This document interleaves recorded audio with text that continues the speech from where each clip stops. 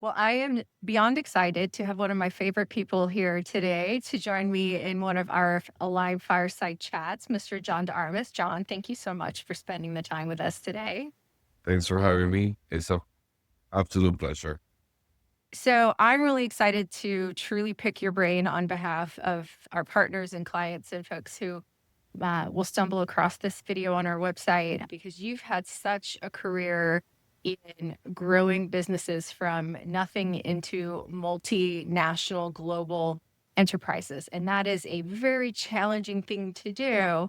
And so what I thought we could talk about is what grit even means and some best practices for it and hear some of the stories of your days and things you've seen. So to that So, end, take us back. What was one of the first businesses that you helped scale? And what did that experience teach you that maybe you still use even today? I it's nice to go back and there's some lessons to be learned. However, I think the business climate is incredibly different today Sure. in terms of what work. There's some basic principles though. I've always said that it's never about selling more because people associate growth with selling. They always forget to use the word profitable growth. Right. Right. You notice that it's hardly ever used. It's growth, it's revenue, never the profitability part. And it's Hmm. never been about selling, really. It's Hmm. always been about becoming more valuable. Hmm. We And use that's the metaphor, if it costs you 99 cents to make a dollar, that dollar's not worth, very much. exactly right. And very few people can do three things right: how to Sure. create value, how to scale, and how to speed up decision making. To me, that goes with, it all starts with having the great vision, to have the great strategy, but rarely can business do scaling right. They either prematurely grow or they Mhm. expand or they go to different geographies or they stuff up with a lot of people just to stuff up with a lot of people without understanding that scaling is really about developing a brand that grows and increases the preference cycle of the Mm, market. And that's a point that a lot of companies absolutely miss. The mm, CEO job, number one job, is obviously to engage and bring the best people possible around them. And I know right. you've heard that before, but nowadays has become increasingly more dangerous Mm, to hire people. The whole interesting. marketplace has changed completely. And I'm not just saying, the back end and the administrative and the technology and Hmm. stuff, but Hmm. people's mindsets have changed right after COVID. And I believe it's gotten even more challenging as to why do I want to work? How about starting there? Why? Why do I need Why? to work? Why should I work for you? Why can Sure. I stay at home and be an influencer? Right. Do you understand? Right. I see what you mean. So, Yeah, so there's a lot more personal like that why, like to use Simon Sinek's kind of well known like find your why. People yeah, are more hyper focused on that and meaning perhaps than just that you got to have a job and you got to do what you have to do. Yeah. exactly. Which means you have to completely redo whatever vision statement you had before, which is usually the typical vision statement is I want to be the biggest, the largest, the most powerful, and I want to dominate, right? Mm-hmm. Nope. Nobody wants to come work for you just to do that so you can get bigger and better and richer. Right. Right. So that changes things, doesn't it? It does. It does. So how would you, given that in today's market and the hyper competitive nature for talent, what would you recommend to a business owner looking to bring in some key talent to help grow their business what is something they should look for? What's a characteristic or a skill or something that if you were in their shoes, you would hone in on? First, it should never be relegated to the HR department at Right. this stage of the game to find your key people. You know, maybe to relegate the IT, the all the back end. But if you really want to cross the river and be successful on the other side, that's become a priority for CEOs and for C-level suites, which is how do I get the right people? But before you even get there, you have to really go inside your household and say, what's going to be my new vision? Is it going to be compelling? Am I going to get people to really buy into it? What's going to be my Mm, brand? Is my brand going to create preference? And mm, why in the world would I be able to create preference? You do those two things first, and then you have mhm, to talk to people that could potentially share those thoughts and that vision with you. But it's no longer, I mean, I'm sort of classical about that, Dina. I mhm, still think that getting a good education from a top school, I think that's still valid. I I mhm. I haven't changed my mind on that. In a world that kids are being told, "Don't even go to college." You Sure. understand?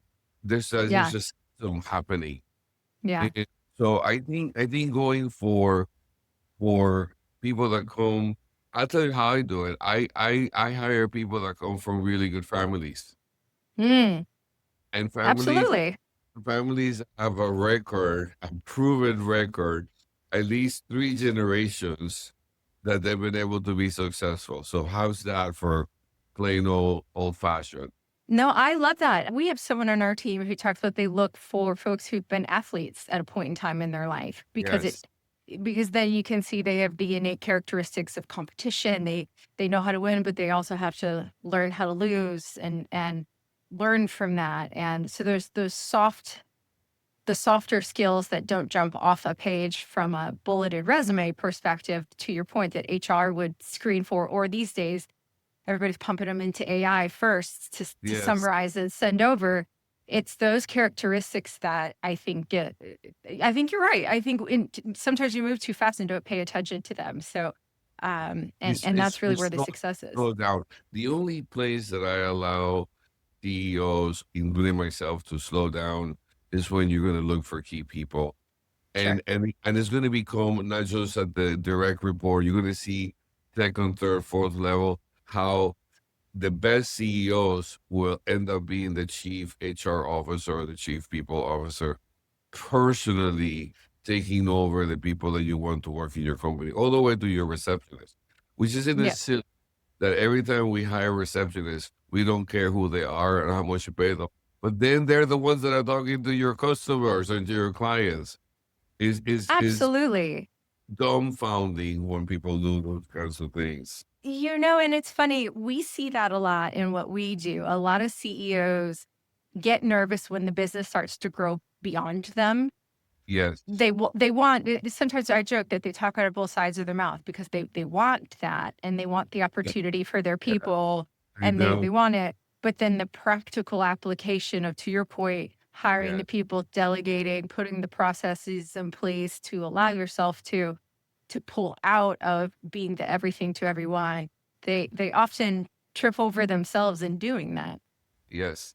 Look, AI is going to replace all inefficiency.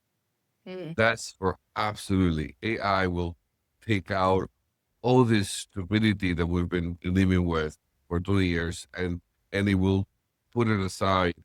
That's going to give CEOs and senior leadership a lot of time in their hands.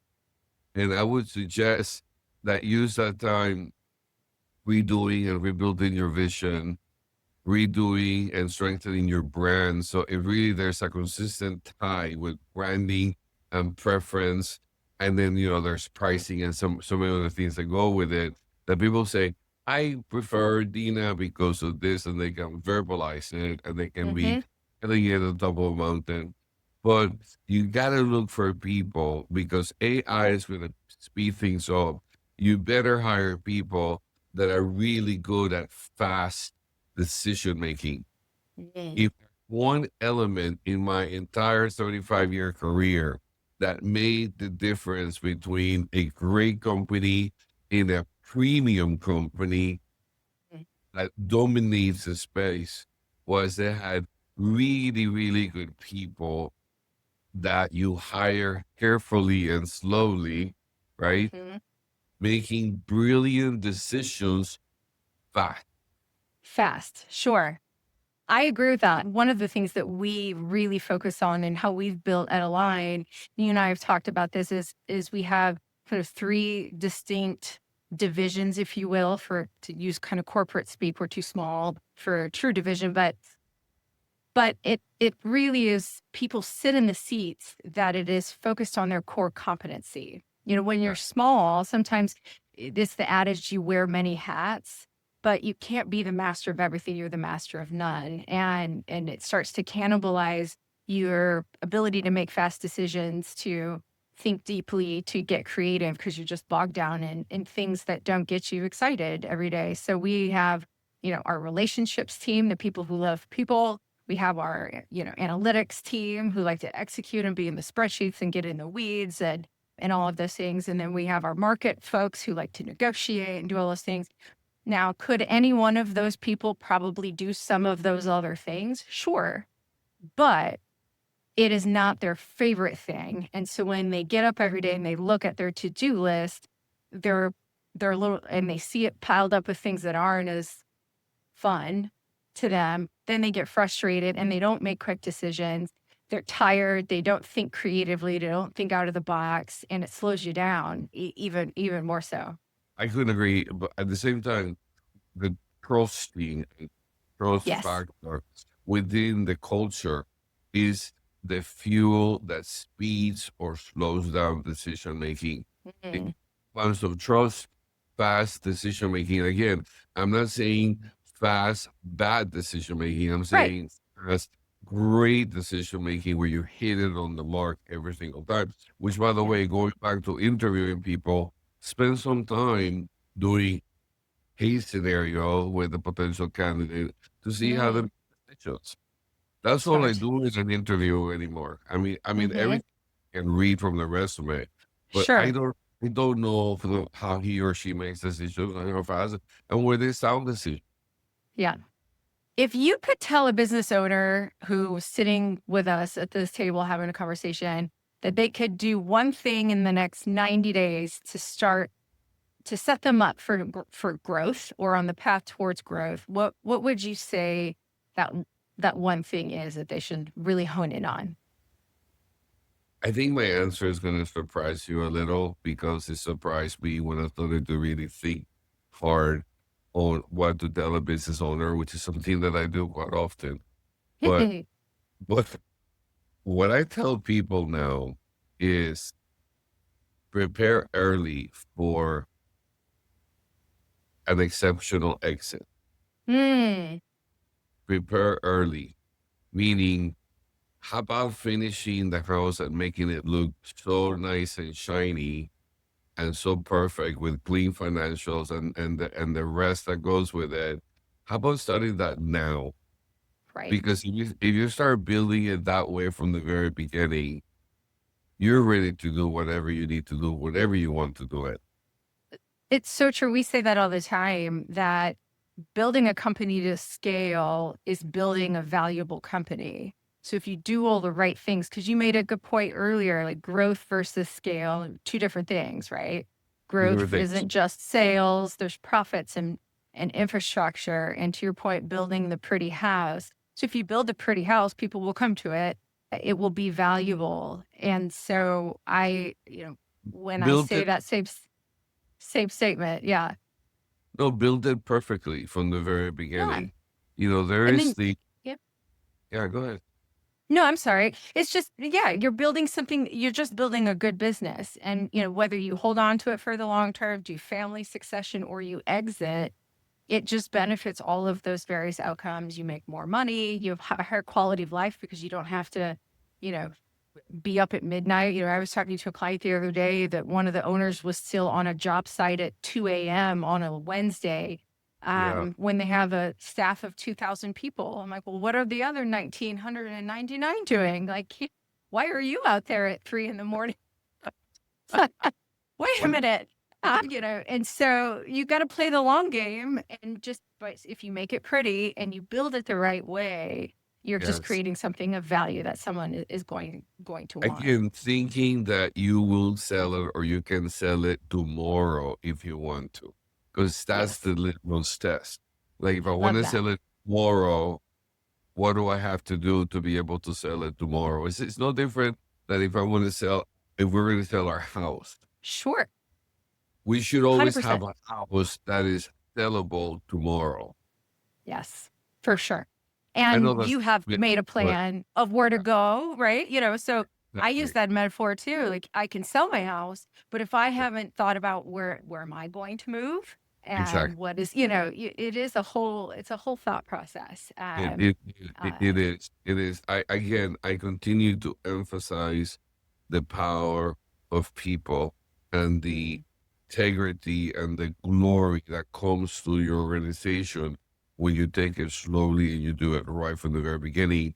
And then you have a culture that is so defined, and culture is your culture. It cannot be anybody else. The culture right. has to be the CEO's culture. People get confused. Culture is about, it's about pizzas and parties and, Perfect. Ping pong tables and things. Yeah. yeah, maybe in the 70s and the 80s it was. Culture stems directly from the owner, the CEO, and the kind of culture you want to have, and only you make that decision. And then you invite other people that like your culture and want Yeah. to stay within it. It's really, it's hard to do. I understand. Mhm. Mhm. I, I always say that there's never been a more difficult time to do business and to go fast, to be profitable. But there are certain principles, elements that we know work. Right. Focus on those principles. Yeah, the fundamentals. I think that's well, I can't think of a better way to end our time. That's We're gonna hashtag that. Keep with the fundamentals for sure as our piece of advice on growth for those that might listen. John, thank you so much for your time and your thought leadership. We really appreciate. I appreciate you. You're certainly a sounding board for me, and I appreciate it. Appreciate you as well, Lena. Thanks for having me over. Thank you.